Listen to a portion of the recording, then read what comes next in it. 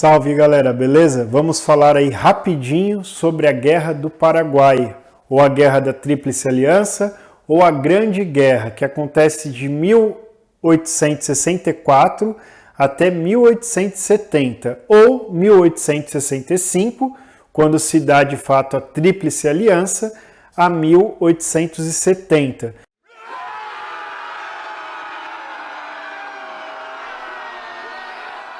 É uma guerra que vai mudar a história da América Latina e vai ajudar a derrubar ali o governo de Dom Pedro II, mesmo ele tendo ganhado a guerra. Pois ele ganhou a guerra, mas não ganhou, digamos assim, o apoio dos militares, da população, que num certo momento não vê muito sentido nessa guerra. É interessante pensar que a Guerra do Paraguai, ela possui várias interpretações, várias narrativas. É isso mesmo, gente. A história, ela é feita de várias análises, há várias visões sobre a história. Então, a Guerra do Paraguai, ela tem ali também análise, visões, compreensões de cunho, às vezes mais, digamos assim, ufanista, de elevação da pátria, da luta. Em alguns momentos há uma leitura que essa guerra foi uma guerra aí de impulso ou promovida por interesses ingleses, né? Essa era uma tese que tentava refutar a tese militar e também aí a tese mais atual, mais contemporânea de historiadores como, por exemplo, Doratioto, que vai olhar a guerra nas suas várias conjunturas e com dados mais atualizados, né?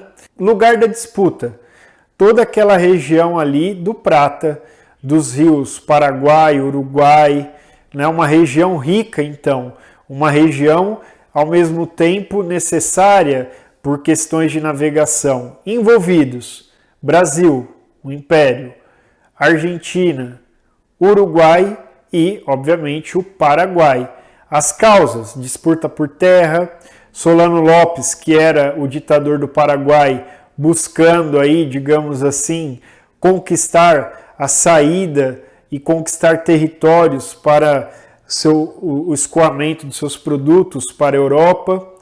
Há quem diga que a Inglaterra também estava envolvida, isso é uma das teses que é contradita hoje, porém é fato que a Inglaterra estava envolvida no ponto de vista de financiar o Brasil. Isso aconteceu. O Brasil pegava armas da Inglaterra, não é à toa que ficou com uma dívida gigantesca com a Inglaterra. As consequências. Bom, o Paraguai passa por um processo de quase destruição total, né? Muitos mortos, uma dizimação. No Brasil, há a elevação do exército, que se profissionaliza, cresce, ganha força, adere a teses positivistas, alguns militares aderem às causas abolicionistas, republicanas, e, por outro lado, o enfraquecimento de Dom Pedro II, à medida que ele não valoriza, digamos assim, os soldados que lutaram na guerra e também pelo gasto excessivo do Império na tentativa de acabar com a guerra apenas quando conseguisse matar Solano Lopes. A Guerra do Paraguai, portanto, ela tem impacto direto na queda da monarquia de Dom Pedro. É isso aí, espero que você tenha gostado desse vídeo bem rapidinho. Curte aí, se inscreve no canal. Saudações, galera. Vamos falar sobre a Guerra do Paraguai. O começo, os envolvidos, as interpretações por trás da guerra, as causas e o estopim, aquilo que vai disparar essa guerra. Os envolvidos na guerra: Brasil, que vai ter a sua independência em 1822, a Argentina, que tem a sua independência em 1816, o Uruguai, que tem a sua independência em 1825, porém é reconhecida aí pelos países próximos em 1828, e o Paraguai, que tem a sua independência em 1811. Por que falar da independência desses países? Para mostrar como eles estão aí num processo de consolidação política, geográfica, de organização social, dentro ainda dessa conjuntura que vai antecipar a Grande Guerra do Paraguai. Com relação à Guerra do Paraguai, há várias interpretações. Existe a interpretação tradicional, que tem um cunho mais personalista, ou seja, que vai fazer uma narrativa em que a culpa de todo o processo da guerra é jogada aí em Solano Lopes, que era o presidente paraguaio à época, que na visão de muitos é um ditador, um tirano. Então essa visão tradicional. A perspectiva revisionista, ou seja, essa perspectiva revisionista, ela rompe com a ideia personalista, tradicional de leitura da história e vai trazer a seguinte análise, basicamente que a Inglaterra vai intervir na América Latina, nas relações entre os países daqui, então Uruguai, Argentina, Brasil e Paraguai. Por quê? Porque a Inglaterra, ela via a potência do Paraguai, que vinha crescendo nessa narrativa histórica, tá ok? E aí, então, ela vai influenciar a guerra. Então, a guerra seria de influência inglesa. Há um detalhe que a gente já pode falar, né, desde então, que é o caso Christie, né, que foi uma ruptura diplomática entre o Brasil e a Inglaterra. Então, essa questão Christie, ela vai deixar um pouco essa tese aí fraca. Por que a Inglaterra apoiaria o Brasil, que teve lá um problema de relações políticas com a Inglaterra, para desbancar o poder paraguaio? Sendo que muitos vão falar, e historiadores vão trazer essas narrativas, que o Paraguai nem tinha todo esse poderio e toda essa força, como se diz aí na leitura revisionista da história. Isso aí a partir de 1960 até 1990. Há uma outra leitura, uma leitura pós-revisionista, ou uma nova historiografia acerca da história da Guerra do Paraguai. Então, a primeira tese desse grupo é que o Paraguai não era uma nação desenvolvida, como a visão revisionista apresentava, e além disso, vai entender que o Paraguai e essa guerra toda é oriunda de vários elementos e não apenas um. Só para deixar assim explícito, então da linha mais tradicional, os escritos de cunho mais militar.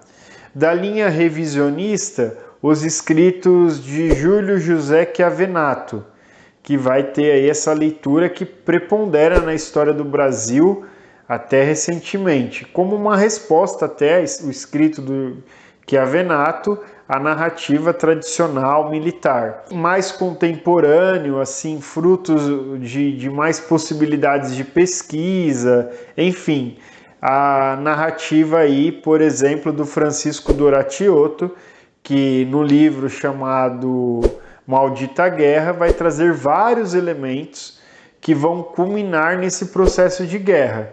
Logicamente que também um deles é a tirania de Solano Lopes. As causas da guerra.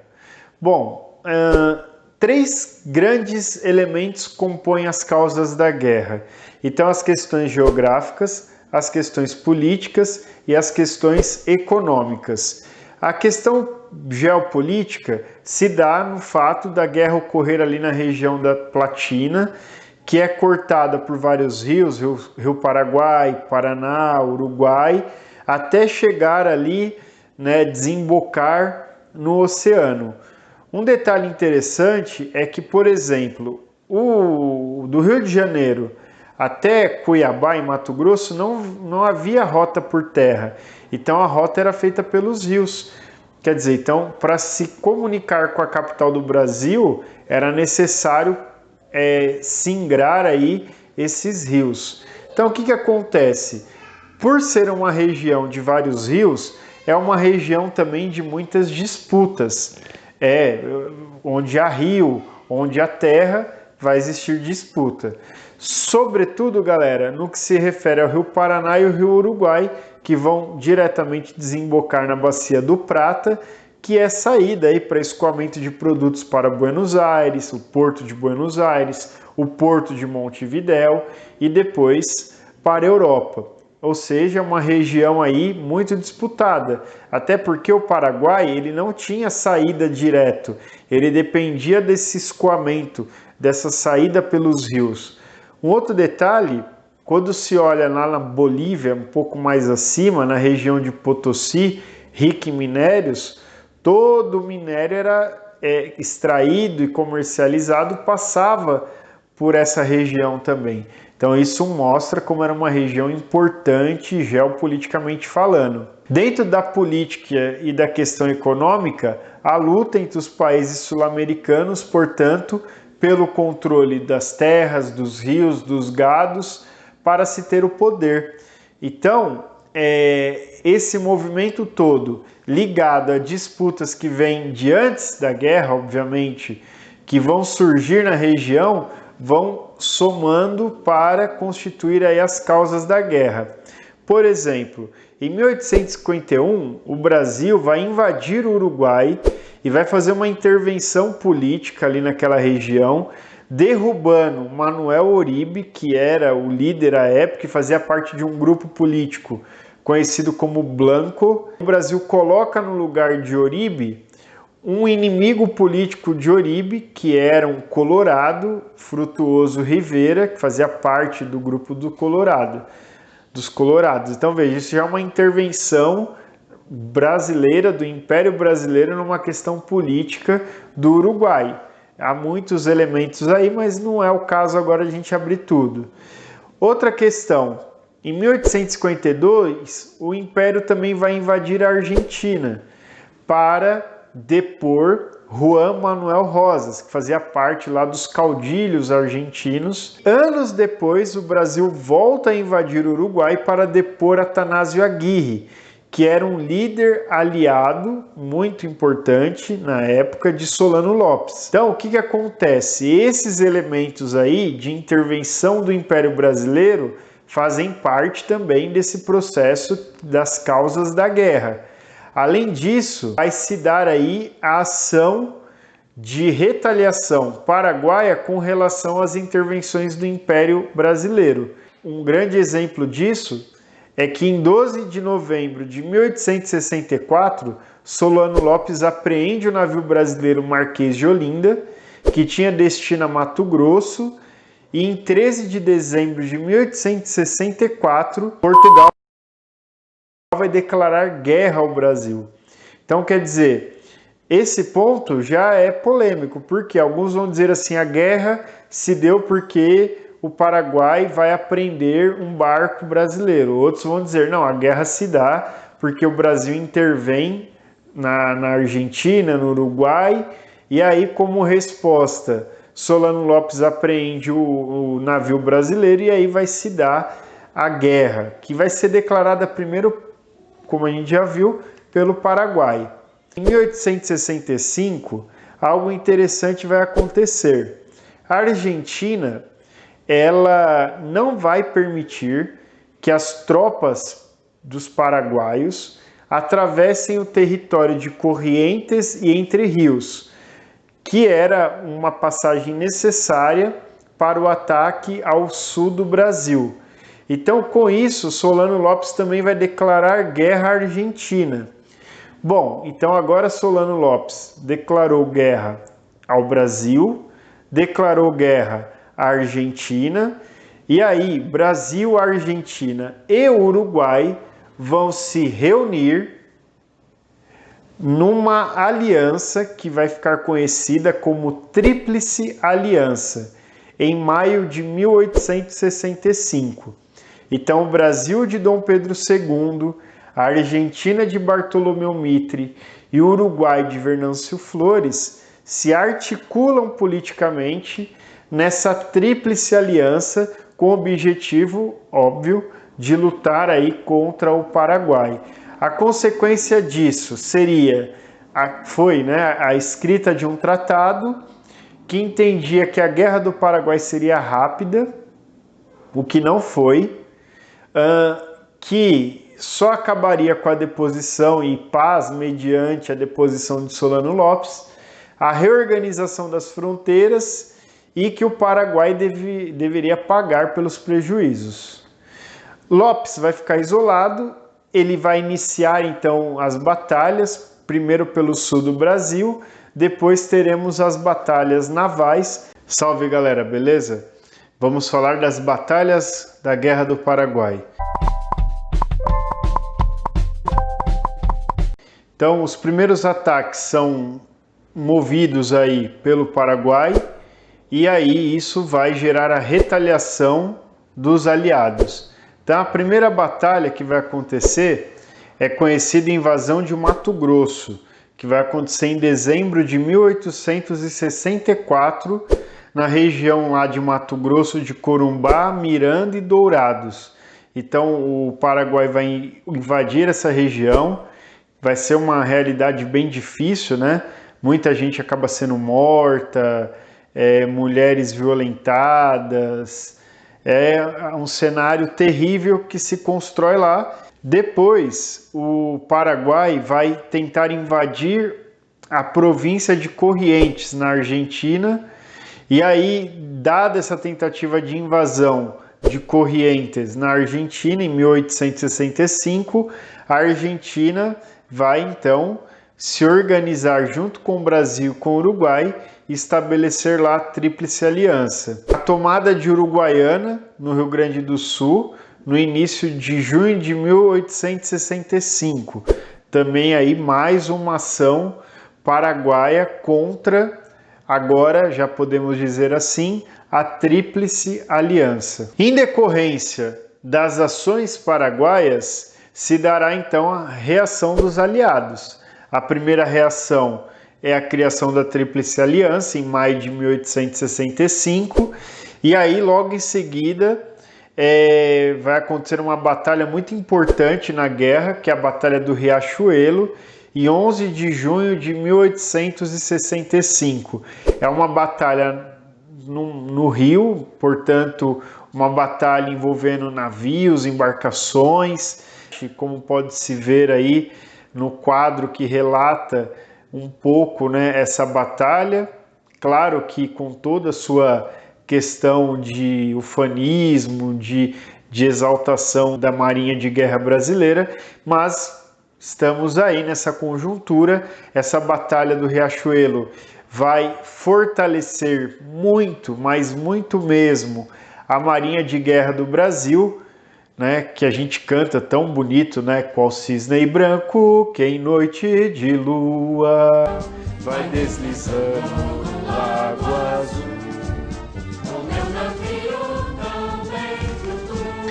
Então é isso, vai se dar um grande crescimento da Marinha Imperial. Outra conjuntura que vai disparar a partir desse contexto das batalhas é a questão dos voluntários da pátria. O que eram os voluntários da pátria? Primeiro que não eram tão voluntários assim. Voluntário é aquele que age de acordo com a própria vontade. Voluntas. Nem todos os voluntários serviam de forma voluntária. Por exemplo, alguns que compõem essa unidade militar, que é criada no dia 7 de janeiro de 1865, eles iam de forma forçada. Quer dizer, não voluntária. Então, por exemplo, senhores, donos de humanos escravizados que não queriam ir à guerra e enviavam lá os escravos, os negros, no lugar, Então, isso vai gerar toda uma discussão também sobre a presença ou não de negros no Exército Brasileiro. E aí, os negros que formavam o Exército Brasileiro vão levar os jornais paraguaios a chamar os soldados brasileiros de Los Macaquitos, como pode se observar na imagem aí, ó. Então é uma forma jocosa com que se tratava o exército brasileiro, porque era um exército que era composto aí de soldados negros. Outro movimento importante da guerra é a ação agora dos aliados de invasão do Paraguai. Isso vai se iniciar em abril de 1866, sob a liderança do importantíssimo general Osório, sobretudo naquilo que ficou conhecido como Batalha de Tuiuti, que é a maior e mais sangrenta batalha campal de toda a Guerra do Paraguai.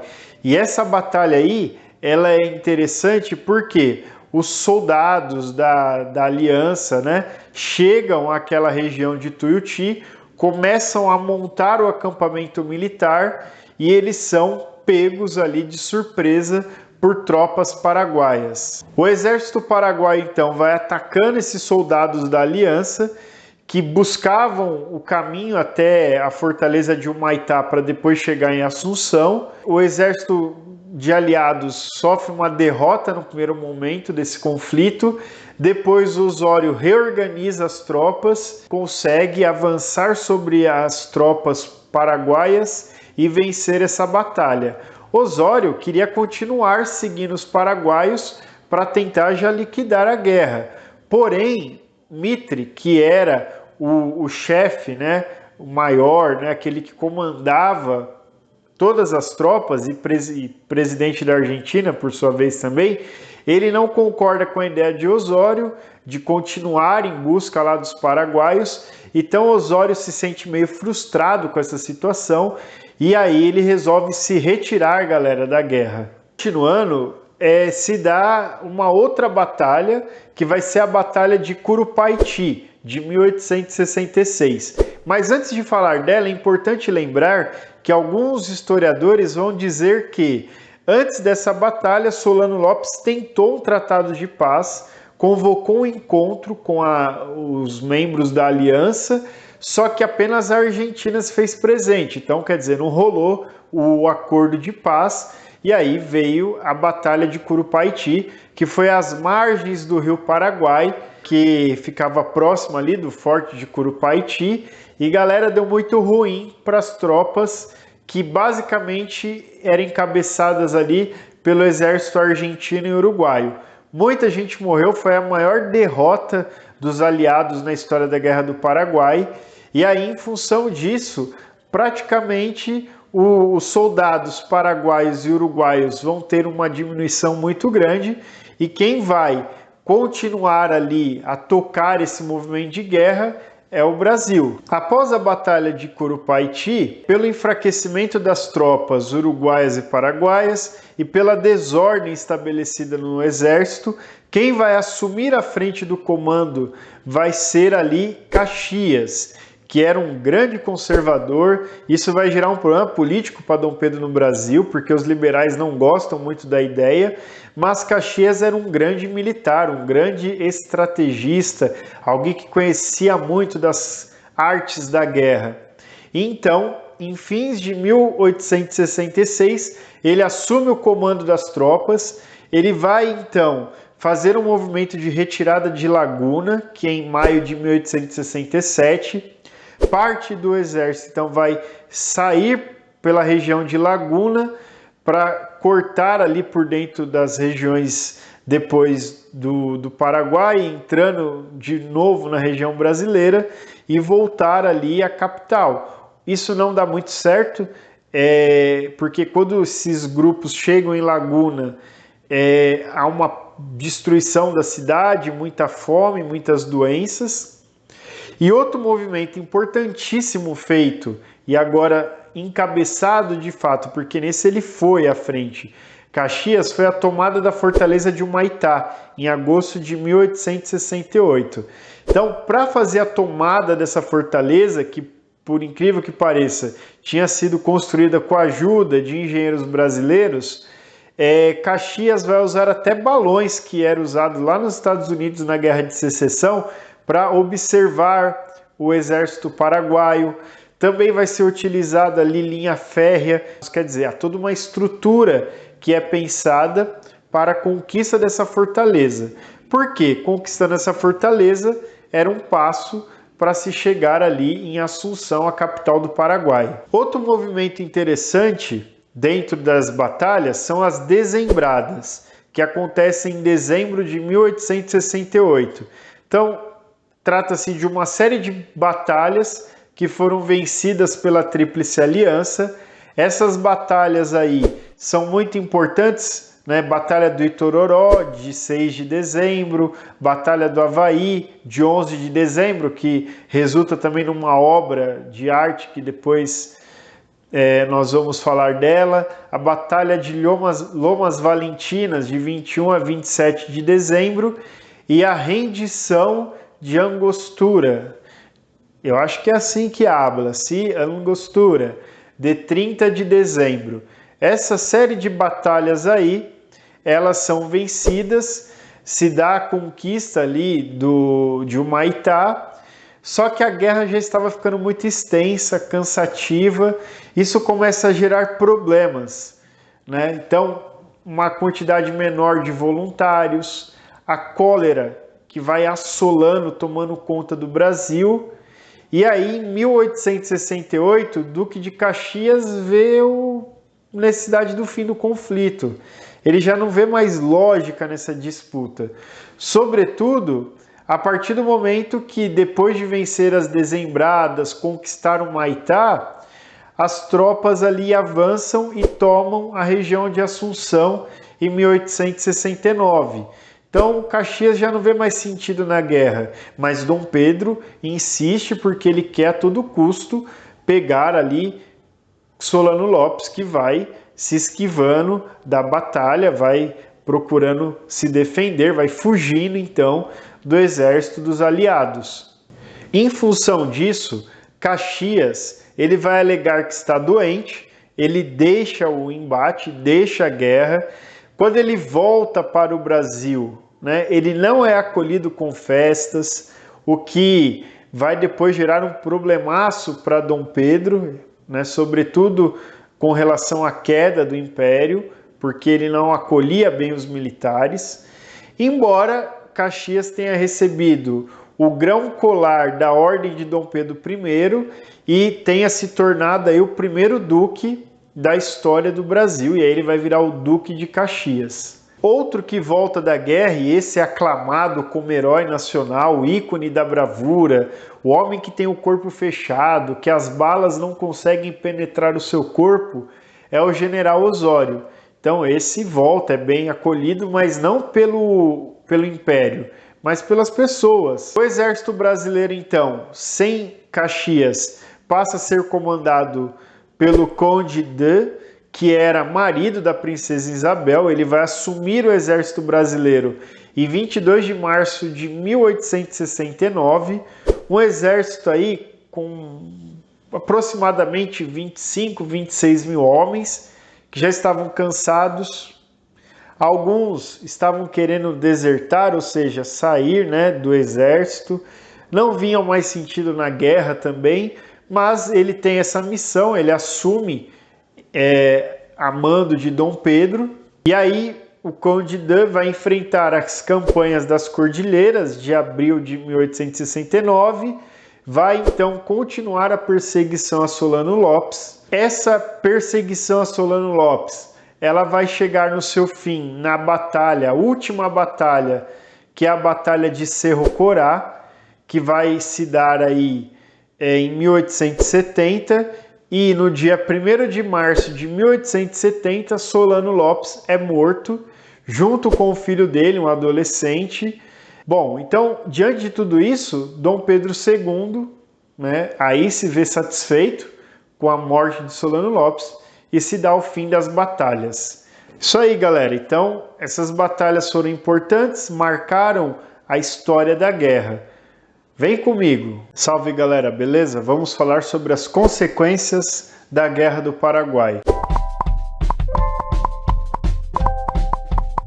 Então, as consequências para o Paraguai: destruição do Estado, então uma destruição gigantesca do Estado paraguaio, sem contar a destruição ali das famílias, enfim. Um fato interessante também é a morte de crianças e mulheres durante a guerra, que foram colocadas ali por Solano Lopes para combater o exército dos aliados. As consequências para o Brasil podem ser classificadas ali como enfraquecimento de Dom Pedro II. Embora ele tenha vencido a guerra, ele de Mecenas, Senhor das Artes, agora passa a ser conhecido como Senhor da Guerra, porque foi uma batalha sangrenta. Muitos chamavam a batalha de a Batalha da Tríplice Infâmia. E aí o número de baixas no Brasil, 23 mil aproximadamente, né, de baixas, de perdas, de mortes. Então isso é uma questão. Outra questão que vai ser uma consequência da Guerra do Paraguai é o fortalecimento do Exército Brasileiro. O Exército Brasileiro, em 1865, tinha 18 mil homens. No final da guerra, vai chegar ali a quase 80 mil homens, né? 1.000 soldados, quer dizer, é um crescimento muito grande. E aí vai se formar uma elite dentro do Exército Brasileiro. Essa elite, então, vai assumir até mesmo narrativas políticas e reflexões políticas, influenciados esses militares pelas ideias positivistas. Uma questão que vale ressaltar é a não valorização dos combatentes por parte do Império. Isso vai pegar muito aí, vai ser muito complicado para o governo de Dom Pedro. Um outro elemento interessante é que a convivência dos soldados com os negros que serviam ao exército vai fazer com que muitos militares se neguem, por exemplo, a perseguir os escravos fugidos. E, além disso, muitos militares vão se tornar defensores da República por meio das ideias positivistas, sobretudo, e também defensores da abolição da escravidão. Do ponto de vista econômico, a batalha foi terrível para os cofres do Império. Por quê? O Brasil gastou mais de 600 mil contos de réis com a guerra. E quem financiou o Brasil nesse processo foi a Inglaterra. Então a Inglaterra financiou aí de uma forma econômica a guerra. Daí muitos fazerem a relação de que a Inglaterra tinha então alguns interesses na guerra. Bom, um interesse que a Inglaterra tem é esse, né? De financiar, porque depois ela vai precisar receber de volta esse dinheiro. E aí é um valor gigantesco que vai acertar em cheio a economia brasileira. Então essas são as principais consequências aí da Guerra do Paraguai. Vem comigo. Salve galera, beleza? Vamos continuar aí a falar da Guerra do Paraguai, só que agora nós vamos falar da questão das narrativas que são criadas a partir da guerra. Vamos pegar um foco que é a questão da Batalha do Avaí, do ponto de vista artístico, que é uma obra pintada por Pedro Américo na Itália, entre 1874 e 1877, e essa obra, né, esse retrato, essa pintura, traz ali a imagem dos brasileiros como civilizados e os paraguaios como bárbaros. O que eu vou fazer agora é o seguinte, é bem simples e bem rápido. Vou só destacar alguns pontos da obra para você depois, com a sua curiosidade, aprofundar a esse assunto. Então, observe a imagem que eu vou colocar aí para você.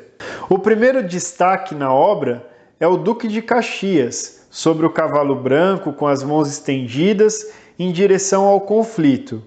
Um segundo destaque que você pode perceber é o grupo compondo o Estado-Maior. Então nota-se que eles estão também em destaque na pintura, com mais iluminação, no lugar mais alto. Um terceiro destaque é o soldado negro ao lado de Pedro Américo, isso que fez a obra. Essa figura, essa representação do soldado negro vai marcar a ruptura do silêncio iconográfico ao apresentar os negros no combate. Um quarto destaque aí é o autorretrato de Pedro Américo, aparentando espanto diante da batalha, medo, enfim. Um quinto destaque é o general Osório. Dizem as lendas, né, que ele tinha o corpo fechado. e após ser alvejado, sacudia as balas do corpo como se nada tivesse ocorrido. Um sexto destaque, e é uma cena aí muito forte e icônica, a situação dos civis durante a guerra. Observa-se aí um velho, provavelmente cego, e uma mulher protegendo as crianças, ambos assustados com a situação, né? Dá para notar isso aí. Essa obra vai trazer aí essa visão da força narrativa ufanista do exército, da força e do Brasil ali vencendo, né, o exército do ditador Solano Lopes. Vem comigo! Outro aspecto importante para ser falado, galera, é o seguinte, a questão da literatura, história e Enem, na questão da Guerra do Paraguai. Algumas obras, por exemplo, de Machado de Assis, o romance Yaya Garcia e o conto Fulano, que relatam ali aspectos da Guerra do Paraguai. Em Yaya Garcia, Machado de Assis chama atenção para a personagem Jorge, que tenta impressionar Estela, ele que se alista como voluntário da pátria para deixar a donzela impressionada com a sua coragem. No conto Fulano Beltrão, fará uma festa para celebrar a Batalha do Riachuelo. Vamos ler um trecho bem rapidinho desse conto de Machado de Assis. A justiça que se lhe fazia animava-o e até lhe trazia lembranças, que sem ela é possível que nunca lhe tivesse acudido. Não falo do baile que ele deu para celebrar a vitória de Riachuelo, porque era um baile planeado antes de chegar a notícia da batalha, e ele não fez mais do que atribuir-lhe um motivo mais alto do que a simples recreação da família. Meter o retrato do almirante Barroso no meio de um troféu de armas navais e bandeiras no salão de honra em frente ao retrato do imperador. E fazer à ceia alguns brindes patrióticos, como tudo consta nos jornais de 1865. Viu aí, galera? Então, Machado de Assis traz a questão da Guerra do Paraguai em sua literatura, e um outro autor importantíssimo da história da literatura brasileira e que por vezes passa batido é Alfredo Toné.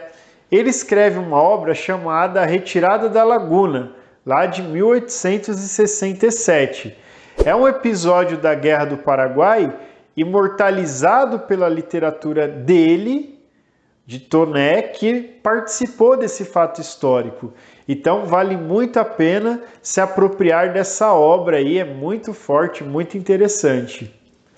Bom, e agora, para fechar a nossa conversa, vamos analisar uma questão do Enem.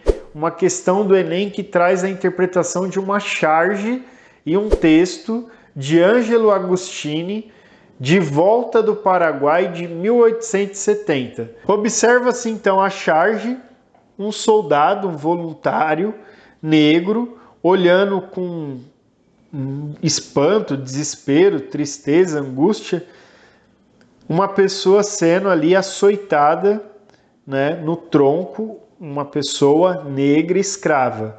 E aí vem o texto. Cheio de glória, coberto de louros, depois de ter derramado seu sangue em defesa da pátria e libertado um povo da escravidão, o voluntário volta ao seu país natal para ver sua mãe amarrada a um tronco horrível de realidade. Então, esse foi o nosso suporte. Agora vamos ver o enunciado da questão. Na charge, identifica-se uma contradição no retorno de parte dos voluntários da pátria porque lutaram na Guerra do Paraguai entre 1864 e 1870, evidenciada na alternativa A, negação da cidadania aos familiares cativos. B, concessão de alforrias aos militares escravos. C, perseguição dos escravistas aos soldados negros. D, punição dos feitores aos recrutados compulsoriamente. E, suspensão das indenizações aos proprietários prejudicados. Agora é com você, tenta responder aí.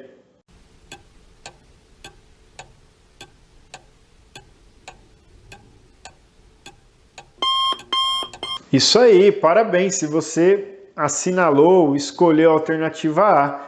É exatamente isso, quer dizer, há uma incoerência nesse processo, por quê? Porque os soldados, eles ganhavam a liberdade, porém, os seus parentes, como se nota na charge, não recebiam a cidadania. Portanto, ao não receber a cidadania, continuavam cativos, continuavam escravos. Então, é uma questão bem tranquila aí, bem fácil do Enem, para que a gente amarre toda essa construção sobre a Guerra do Paraguai. Agradeço aí a paciência e a atenção de vocês nessa série, né, sobre a Guerra do Paraguai.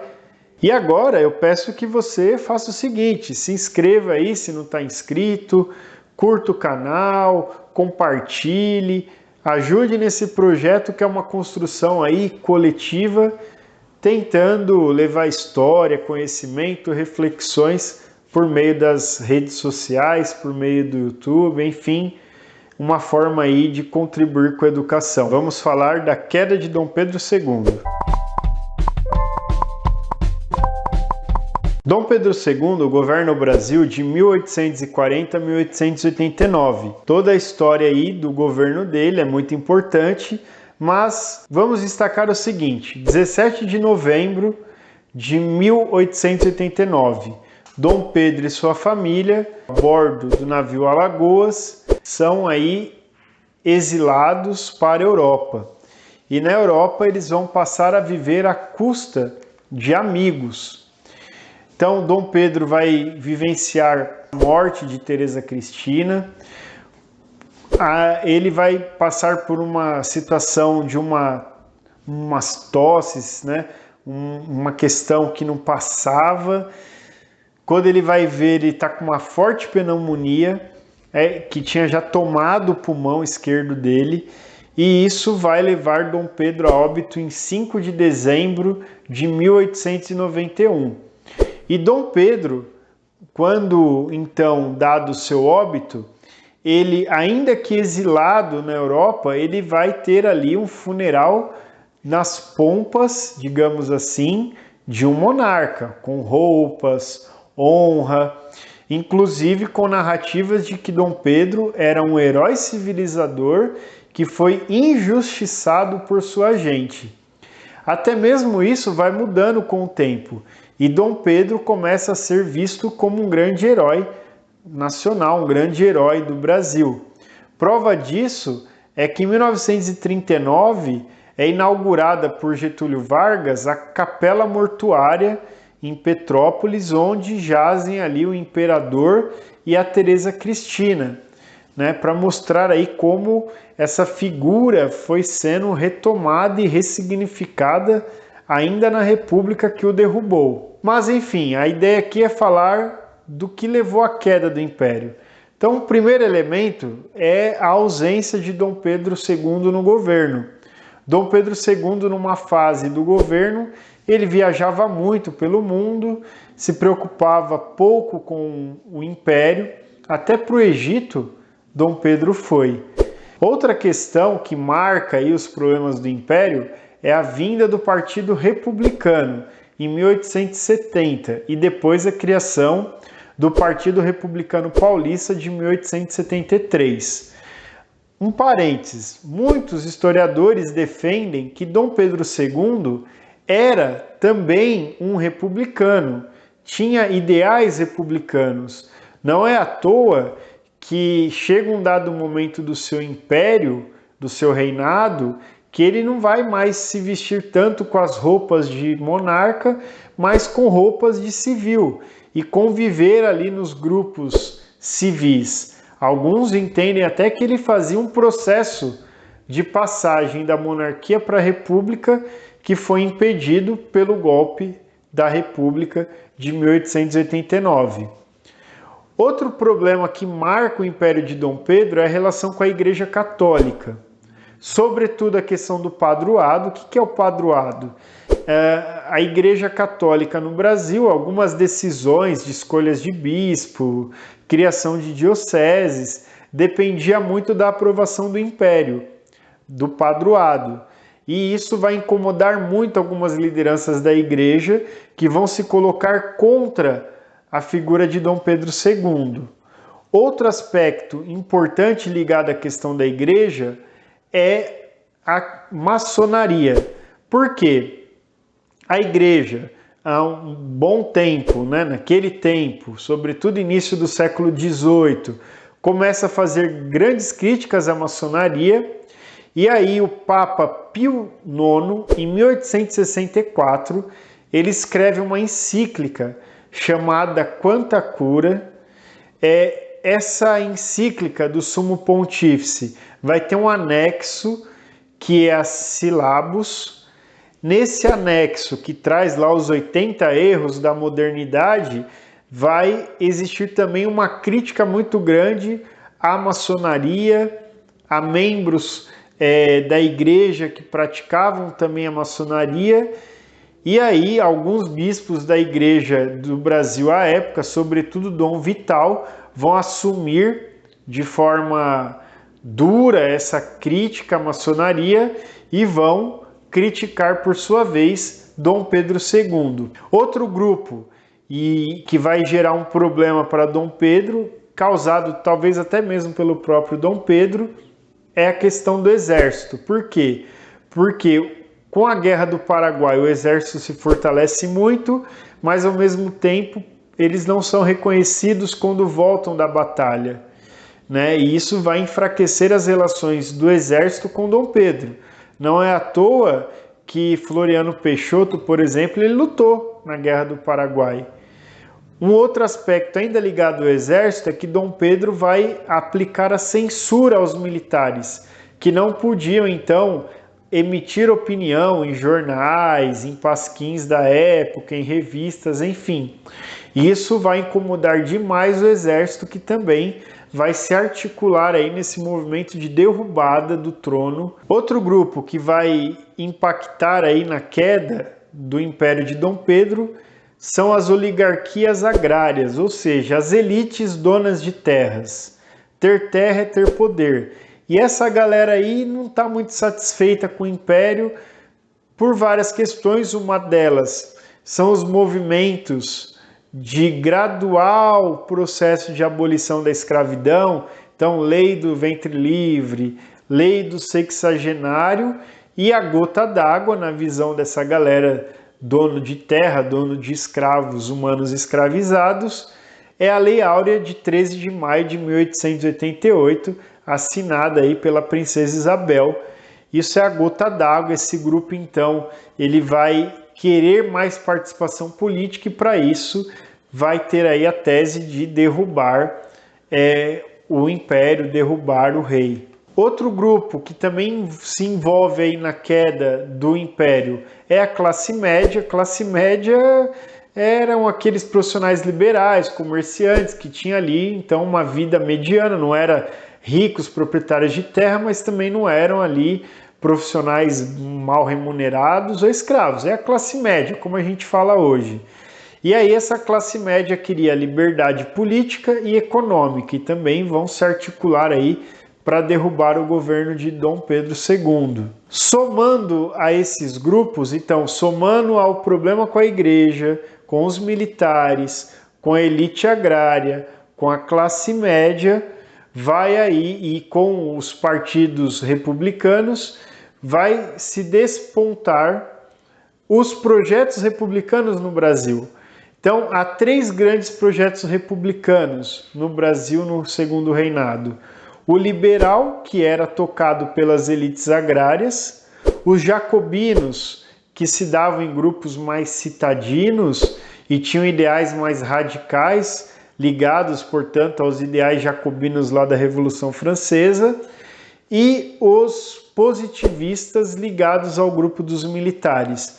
Vai acontecer que os jacobinos ficam isolados nesse projeto republicano, e quem vai se articular de fato e unir forças são as elites agrárias, e os militares nesse processo, então, que vai culminar com a proclamação da República no Brasil no dia 15 de novembro de 1889, um golpe militar liderado por Marechal Deodoro da Fonseca, Floriano Peixoto, Benjamin Constant. E aí, isso já é outra parte da história, isso fica para outra aula. Um abraço, curte aí, compartilha, até mais.